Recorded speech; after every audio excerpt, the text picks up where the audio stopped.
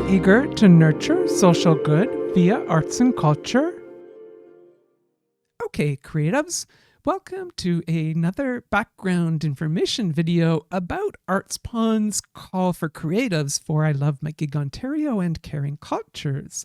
My name is Jessa Agilo. I'm the founder of ArtsPond, and I'm the creative lead for these two projects with our care team. It's my delight to offer a bit more of an orientation to the calls and how to apply using the application form, how to access support, and just confirm some of the eligibility and other criteria for these two projects, as we are receiving quite a few questions about some of these things. So let's just dive in now. Behind me on screen is our website. If I zoom into the upper right hand corner, we will see on the main menu there, calls. That's where you can get all the information you need about these two projects and to apply. So we just hover over and we get the same format here with links for both projects. So call for creatives, application form, selection criteria, frequently asked questions, and care team. We have the same 5 links for I Love My Gig Ontario. So depending on which project you are interested in, just follow those links. One of the questions I want to confirm right off the top is about age. Caring Cultures is for youth 18 to 35 years of age, whereas I Love My Gig Ontario is open to anyone 18 years of age or older. They are not both youth-led projects. Only Caring Cultures is. So just take note of that right away, depending on your age. We'll also talk about location and some other factors to eligibility in a few minutes. But let's just now take Caring Cultures and the call for creatives as an example.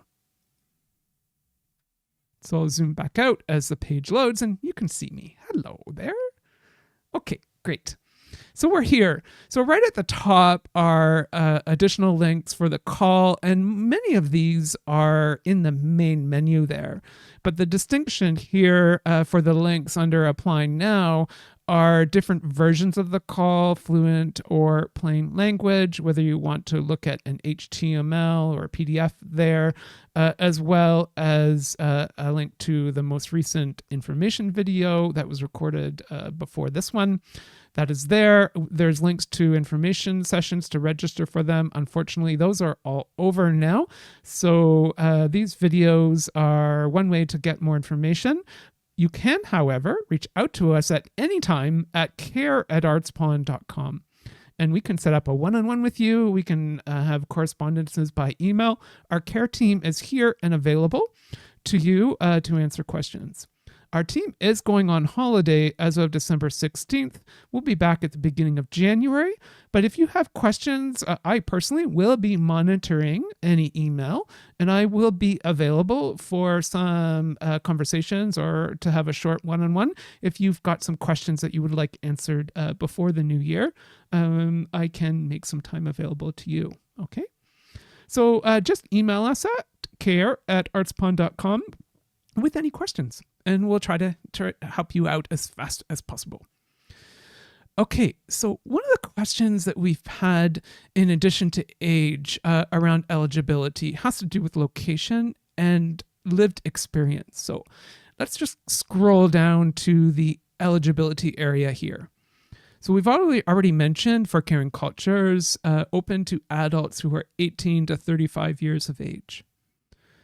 You must legally be entitled to work in Ontario for the entire duration of the fellowship. That's a question that is coming up. Whether you are a citizen, a landed immigrant, or have a work permit, or some other eligibility requirement, such as being a refugee, you must be legally entitled to work for the entire duration of the project in Ontario. So if your work permit ends in May and our project ends in June, you would not be eligible to apply. Okay, so that's one clarification. Geographic location is a question that's come up, especially around the lived experience of outside the core. So we have these four lived experience, or five, I guess, five lived experience areas. Indigenous for us means First Nations, Inuit, or Métis. Racialized for us means Black, brown, or other people of color. Deaf and disabled is pretty much any disability or culture around deafness, whether you're hard of hearing or culturally deaf, is fine with us. If you are neurodiverse, if you are mad, if you have a physical disability, if you are blind, we are trying to accommodate anyone.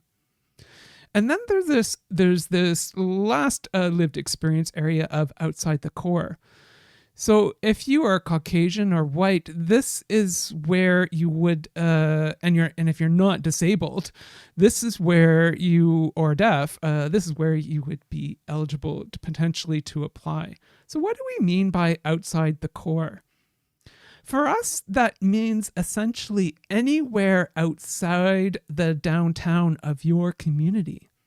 So if you live at Yonge and Bloor in Toronto and you're white or Caucasian and you're not deaf, disabled, Indigenous, or racialized, you would not be eligible to apply because you don't live outside the core. Outside the core is suburban, rural, or remote, depending on the area or region that you live and reside in. So pretty much all of the areas that are eligible for caring cultures are urban areas because we have defined a geographic region that is the northern portion of the Golden Horseshoe, from Brantford in the southwest to Bowmanville in the southeast, all the way up to Kitchener-Waterloo in the northwest, and Markham and Vaughan and Richmond Hill in the northeast.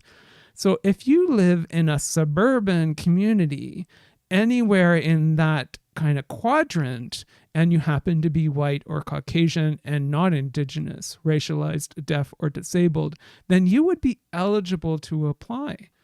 So whether you are, living in Markham or Brantford or Burlington, Hamilton, these are all big communities. But if you live outside the downtown of that particular community, then you would be eligible to apply for caring cultures. The same applies for I Love My Gig Ontario. But we can have the addition of rural and remote, not only suburban.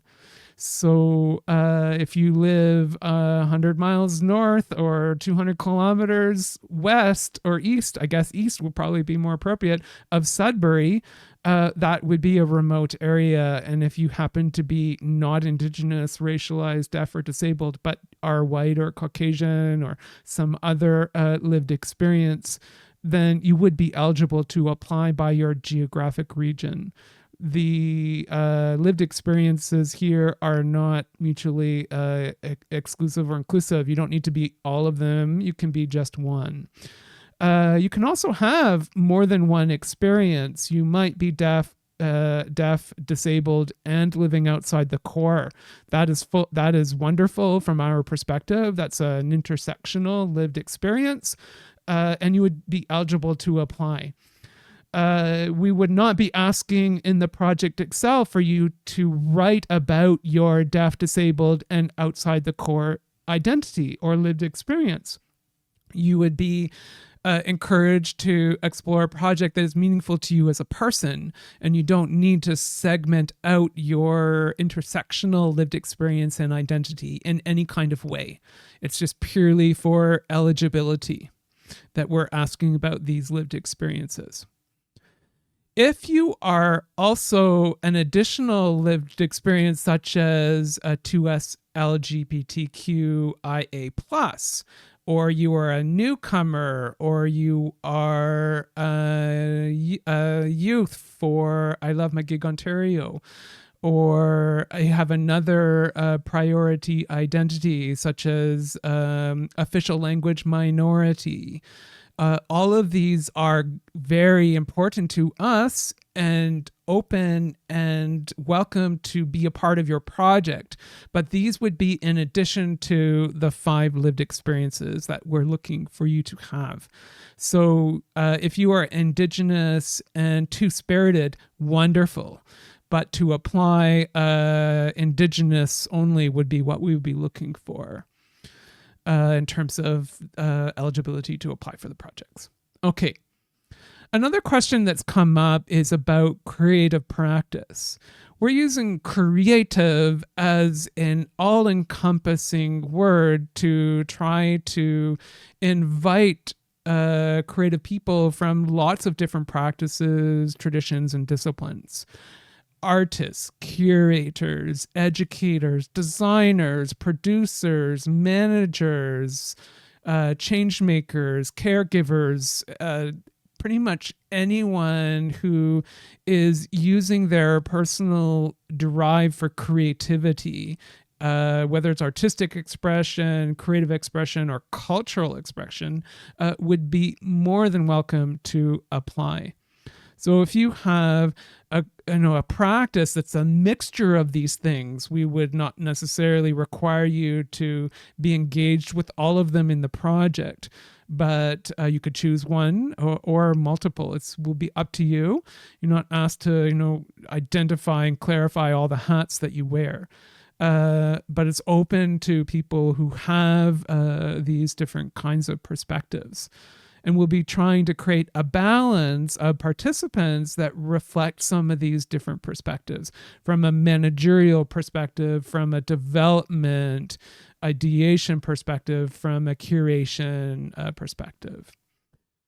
Also, you do not need to be a recognized professional to participate in these projects. You might want to participate, for example, you might be an established or an emerging professional that is eligible to apply to Canada Council or Ontario Arts Council or whatever for some funding. You might be a recognized professional, but you actually want to participate in this project in a new discipline or in a new creative or cultural or artistic practice that is not yet recognized by your community or by funders as being professional. And that would be totally fine. You'd be eligible to apply for this project with that kind of focus. So whether you are aspiring, emerging, mid-career, or established professionals in any discipline or profession, you are also encouraged to apply. Okay? All right. So those are some of the big questions that have been coming up from the community about eligibility. I hope that clarifies a few things for Caring Cultures. If we just pop over to I Love My Gig Ontario and the call there briefly, just want to make sure that we understand for eligibility there, it's 18 years of age or older, not 18 to 35 like it is for Caring Cultures. And we have this same classification around Indigenous, racialized, deaf, disabled, or outside the core. So anywhere in the province of Ontario is eligible to apply, and the same legal restrictions about you must be entitled to work in Ontario legally for the entire duration of the project is important to us. Okay. Let's take a look now at the application forms and just talk a little bit about what we're looking for. And if you need any help filling out the application, I'll just talk about how you can access that. So if we go to calls, and we'll start with Caring Cultures and application form. If you have any problems with the form, you can reach out to us here at care@artspond.com.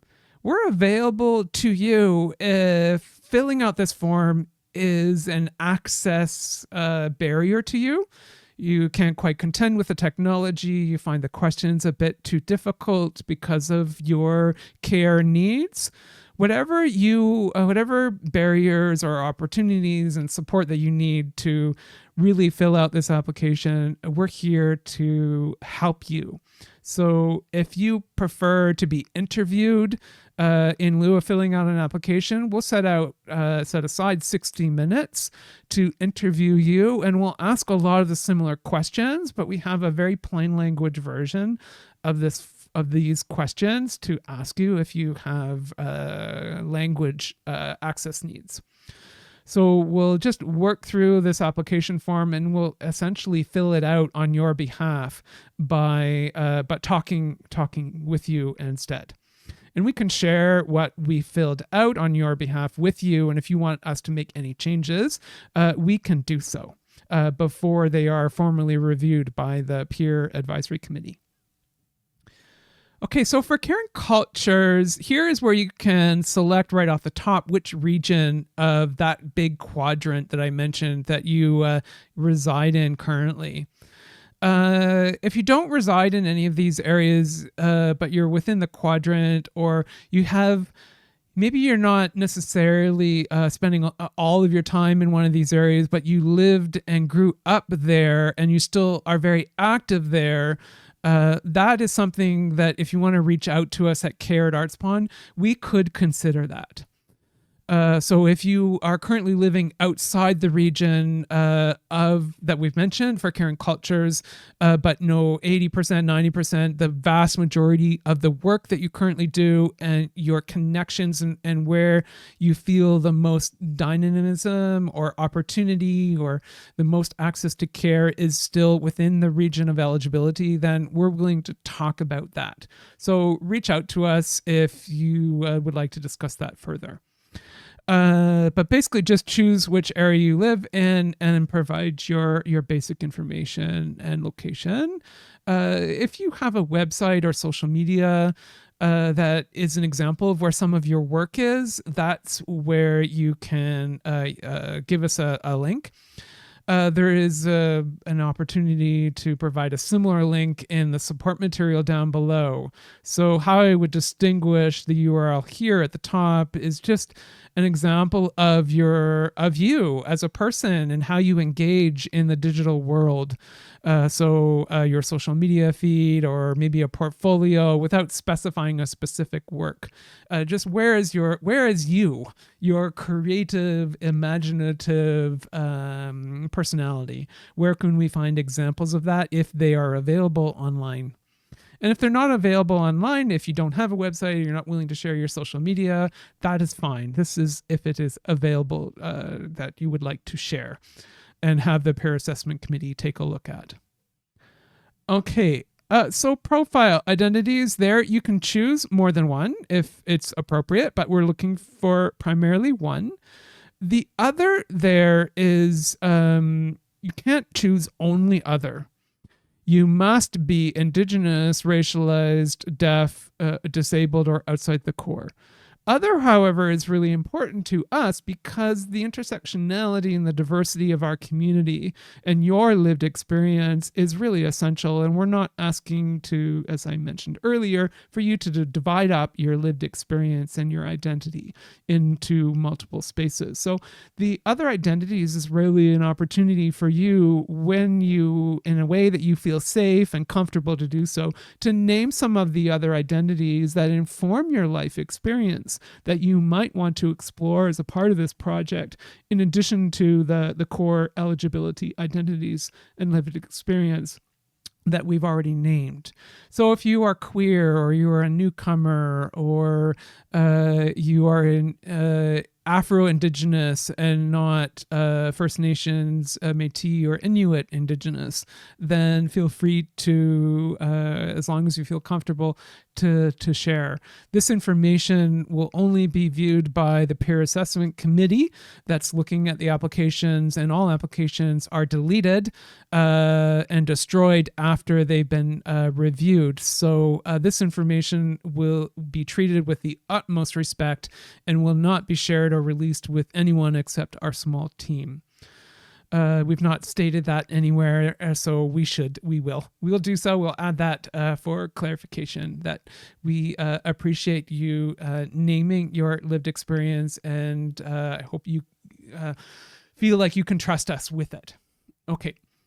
So practices, you might want to do some of these practices, but aren't currently doing them. So those are things that you can name here. You can select them. What are you primarily focused on now? But also, what are you primarily focused on becoming? Is something that we're interested in here. So it doesn't if you are only a curator at present, but you want to be an entrepreneur or an engineer, then check it.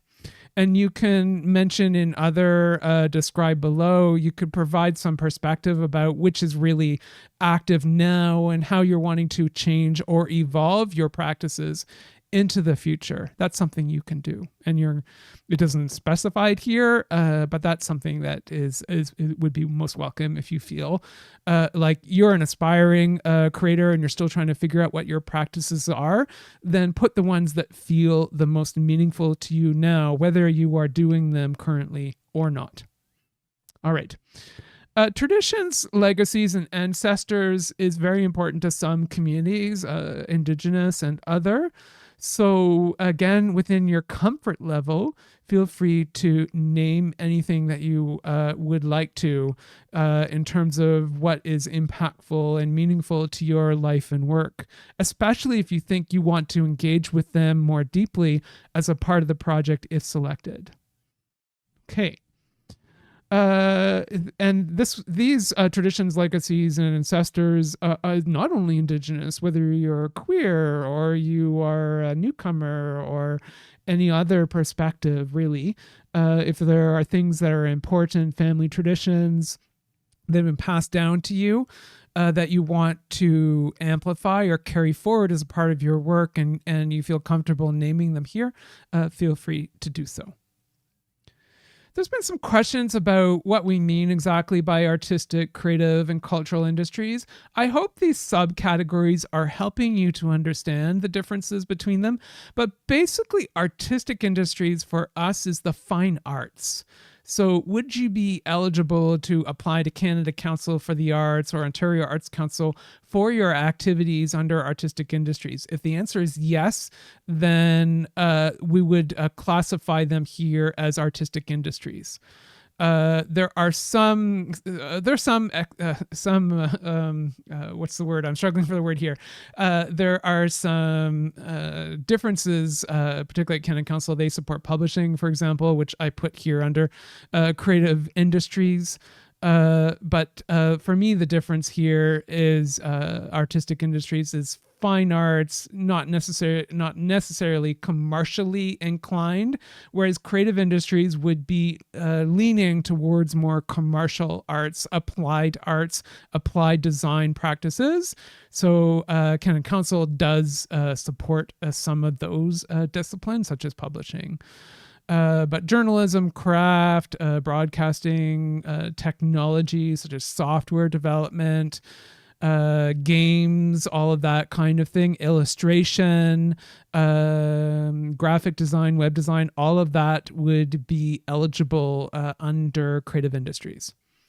And then cultural industries is more broadly about systems and spaces that support arts and culture and creativity more broadly. So tourism for us is hospitality and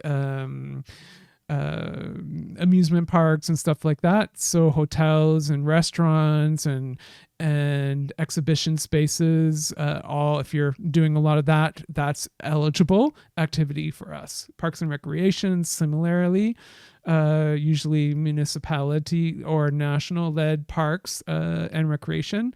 So it does get into sports a little bit, but for us, recreation is about the cultural leanings around recreation rather than the sports side of recreation. So sports is technically not eligible, but parks and cultural recreation would be. Okay, if there are other industries that are important as a part of your work but aren't specified here, for example, you're a gig worker and 20% of your time is working in a restaurant, that would fit under cultural industries and tourism. specifically, actually. So feel free to name them if they are important to you, either because you rely on them for stability and you don't want that to change, or you actually are looking at ways of how you can let go of them in the future. So things that you do that you love, that you kind of just accept, and those that you really hate, as long as you're comfortable sharing, that would help us decide on and just better understand your context and help us decide if this opportunity is right for you.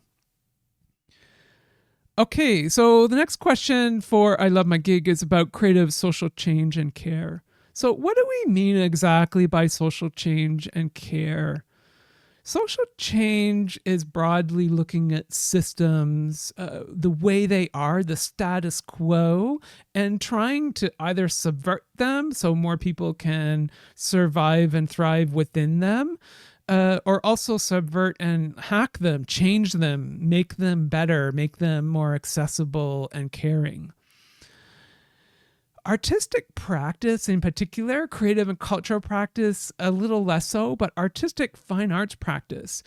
If you are an artist who is just interested in making art for art's sake, that is entirely valid and welcome in this project.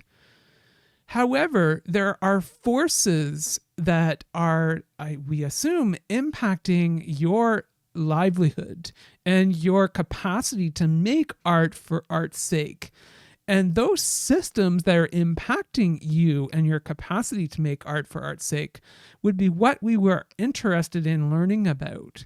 You may not want to make art or be a change maker, but there are systems that are holding you back or are amplifying your precarity. And we want to understand what those are. From your perspective and the care that you need in order to survive them better and then, eventually thrive, hopefully, as well, not just purely survive them. So we're not asking or requiring that you become a change maker, although we hope you might be interested in doing so. For these projects, we're just trying to get an understanding of where you are at. Do you see yourself as an enabler, a leader, a guide, or maybe a supporter of social change movements in your community? And in what ways do you see your artistic practice being involved with that? Not at all, and you just want to survive the context better? Or potentially as more of an engagement there, where your artistic practice and your activism or your change-making practice are more aligned and in dialogue with each other. So here we're just asking, have you thought about your artistic, creative, cultural practice within this context before?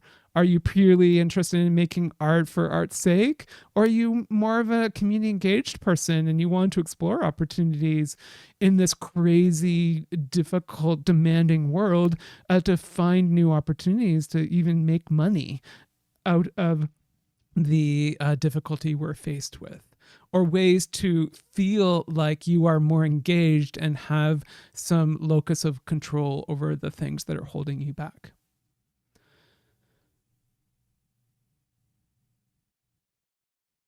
Okay, carrying on. I paused for a bit of a cough there. Apologies. So I hope that offers some guidance to this question. There is also that focus, not just of change making, but caregiving. So if you are a caregiver or would like to become a caregiver, we're interested in that. And care for us, there is a very meaningful growth and evolution of care around mental and physical well-being and elder care and transfer of care from one generation to another, so generational care. There's a lot of work happening around mental health and physical well-being and safety, and that is really valuable. There are also, however, other opportunities around care whether it's personal care, care for families, care for our personal lives and our professional lives and how they are intricately linked together. There's care for communities, there's care for ecosystems or industries, and there's care for the planet. There's also care for systems, the things that are holding us back or the realities of what we must work with, whether it's capitalism as a system or racism and ableism or colonialism as exploitive and discontent-like systems that are holding us back. Do we want to offer care to these different perspectives through our art making, through our sense making and community building as producers and managers and educators, by our convening and knowledge sense making as curators? So care for us is a much broader area of possibility that we're wanting to explore more deeply through these projects with you. Okay, great. So hopefully that's helpful to you as a little bit of a pin that you can hold on to as you think about some of these questions. Then the meat of the application is our story and journey sections. And really, we're just trying to learn a little bit about you as a person. It doesn't need to be like, please don't spend days on this. Ideally, you may only require a couple hours at most, and hopefully significantly less. To just dream some ideas, and you can use point form. If you want to use generative AI like ChatGPT to help you, that's totally fine with us. No worries there. It doesn't need to be glossy by any means. We'd just like to get a sense of where you have been and where you are going around some of the questions we're looking at. What feels important and urgent? Where is your curiosity lay? And that will help us understand whether we think now is the right time for you to participate.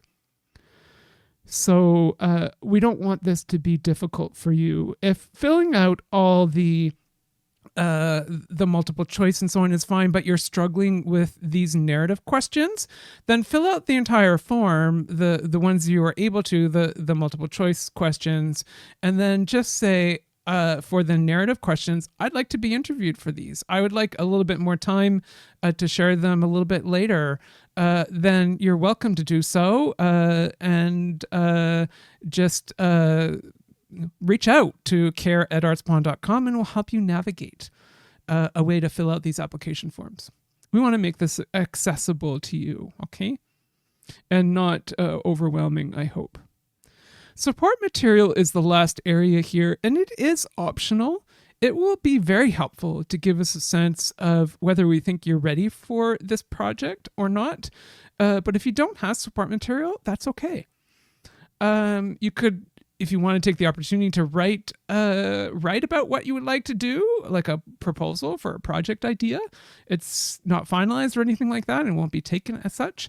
That's an opportunity here to write a little bit more about what you hope or aspire to do rather than samples of work of what you have done. That's all possible here. Our preference is to just provide the hyperlinks with passwords if necessary, so our team can go and review them. But if hyperlinks don't work for you and you want another way to share the information with us, then just reach out to care@artspond.com and we'll figure that out with you. A CV or a resume is required. It could be 1 page. It doesn't need to be 4 pages. It could be just your bio, if that's all you have. If you don't have a fully fledged CV with lots of work, it could be just your biography that talks about you as a person. That is all fine with us. And I see that that's not in the application form description, and we'll make sure that that gets added in the coming days. All right. The last bit is about your access needs to apply to the project, but also to, if you're selected, to give us a sense of what some of your access needs are to actually be a fellow in the project. There's no word limit there. We understand that access is a journey and it's always changing and evolving. So it could be just a sense of what your access needs have been in the past, or some kind of exploration of what you think some of your access needs might be in the future. Feel free to let us know. It's helpful when we are trying to cast the participants to have a sense of your access needs so that we can budget accordingly in terms of access doulas and caregivers to make sure that our budgets are able to support you in what your access needs are. So it is really helpful. It's an optional question. If you would rather talk to us about it informally over the phone, that's also fine. You could say, I will be in touch about access needs. If you'd also prefer to wait until you get a sense of whether you're going to be selected or if you're shortlisted or not as well, that's also an option. All right, so that is the Caring Cultures application form. The I Love My Gig application form is pretty similar, but I just would like to point out some of the differences. So let's pop over there now to the application form. There. So we have the same kinds of questions. You just must be a resident of Ontario and you can live and work anywhere in Ontario, and can let us know the location of where you live. All the other questions here at the top are the same. So we've already discussed that. But for I Love My Gig Ontario, I want to point down to the differences here around pandemic experience. So the pandemic was clearly a tremendously challenging life experience for anyone that was working in the artistic, creative, or cultural industries, at least since 2019. It changed the game. And we're really trying to get an understanding of how the game changed, how your practice, how your life, your personal life, and how your profession in the artistic, creative, and cultural industries was changed during the pandemic. Did you need care? So reflecting on your pandemic experience, did you need access to care? Did you help others during the pandemic access care because you were giving it yourself, or you were helping matchmake people in need with people who had things to offer? And really what we're going to be doing with this project is taking a look at the past lessons, insights, wisdoms, frustrations and annoyances and harms that happened during the pandemic, and decide what we want to carry forward into the present and what we want to amplify into the future, and what we want to let go of or avoid or offer a lot of care so that when it's carried forward, it's done in a more accessible, meaningful, and mindful way. So really what we're asking about here and for the project is a sense of, where did you place yourself in the pandemic? Were you a care seeker? Were you a caretaker? Which is for us bringing people in need and those that are caregivers, matchmaking caregivers and care seekers together. So care seekers, caretakers, caregivers, actually offering up that care to care seekers.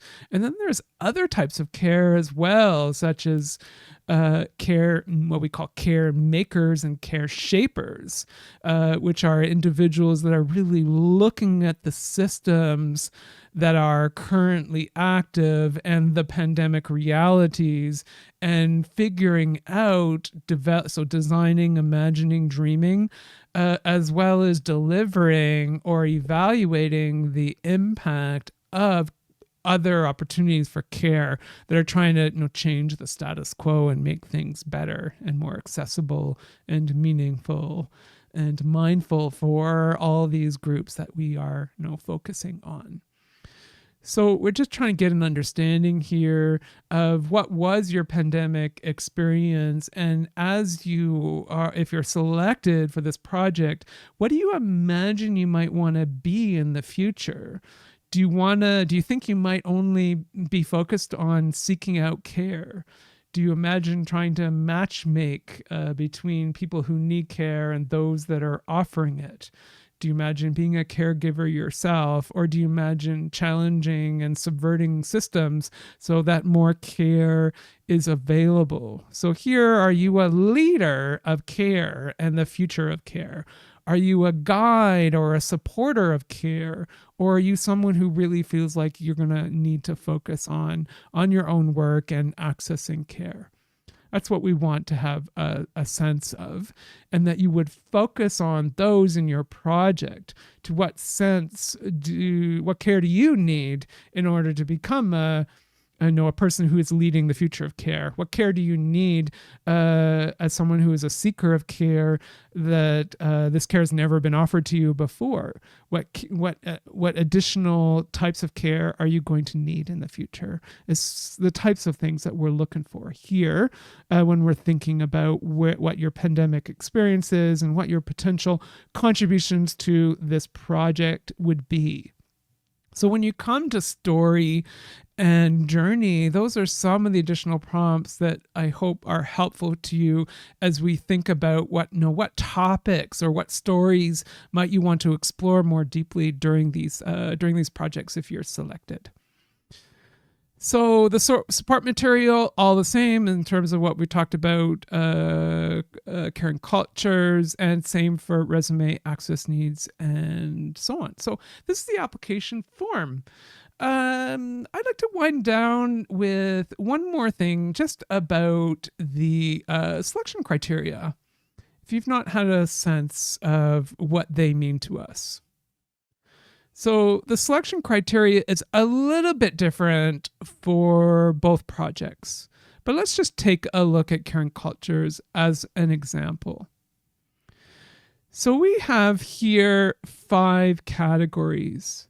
So what we're going to be doing is, with the peer assessment committee, is reviewing each application and providing a score from 0 to 4 or 1 to 5, just a maximum amount of 5 for each element of the criteria. So that would be a maximum score of 25, 5 times 5. And score, however, is like total score is not the only factor that will, so the people that have the highest scores are not necessarily going to be the people we select. So we're going to be really looking at the narrative that you are sharing and the hopes and aspirations and the promise, the potential that we see in you as a creative life force in our community that has either seen some support or not seen any at all. And what can we do? Can we realistically and intentionally be a good support person, a good caregiver for your journey at this point in time? It is never no for us. If it's no, it's more like, okay, yes, but what can we do? Can we do it a little bit later or a little bit differently? So can we engage with you if it's a no in terms of, okay, not today, but what about tomorrow or next week or next year or whatever, sometime in the future? Yes, let's work together. Anyone that applies to us, we're going to want to work with you most likely in some way, just not today if it's a no. So we don't want you to be discouraged if you see a no, and we hope that some of the questions and prompts that we're asking are actually going to help you contend with these really disastrous, dangerous, and difficult times. That maybe even if you aren't a participant directly as a fellow, some of these prompts are going to help you move forward in a way that's a little bit more intentional and mindful. So we are going to be using these questions and prompts, not just your total score, to make some determinations as a team, as a care team, to make a nice cohort of people of peers that can support each other during the projects, as well as that we think have a lot of promise that's maybe not necessarily respected or seen or understood in the community. So your score, for example, might be extremely high in only two of these categories and not in the others as much. That doesn't mean that you're going to be received a no. We're going to try to look very holistically at all of the applications, and whether or not you score high in all of these or only some of them is not the only factor for us in making determinations, okay? So when you're looking at this selection criteria, if you feel like you're weak in one area, don't worry too much about that. Like, still encourage you to reach out, and maybe we can offer some advice to try to strengthen, or have you offer some prompts to help you think about how you might strengthen that aspect of your proposal. Or just for us, we like people who are real and just tell us where you're at. But so you might be weak in this area, but what ways do you imagine trying to elevate and amplify and strengthen that area in the future? And how can we help? How can we help you become more impactful or more connected in some of these categories here that we have as assessment criteria or selection criteria?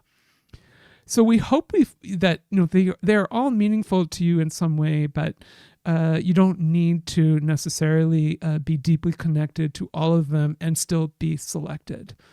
So that's the encouragement that I wanted to provide to all of you, to our community.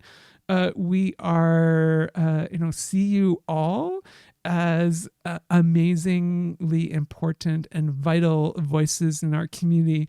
And we want to work with all of you in some way or other, and don't want to put in any barriers if we can at all. We don't want to put any stop gaps to prevent you from connecting with us and from us connecting with you, whether this project is the right time or some other project in the future. So thanks for watching. If you've got all the way to the end, I hope this was helpful to you, and I look forward to receiving your applications or hearing from you at care@artspond.com if you've got any questions at all. Thanks so much, and have a fantastic rest of your day.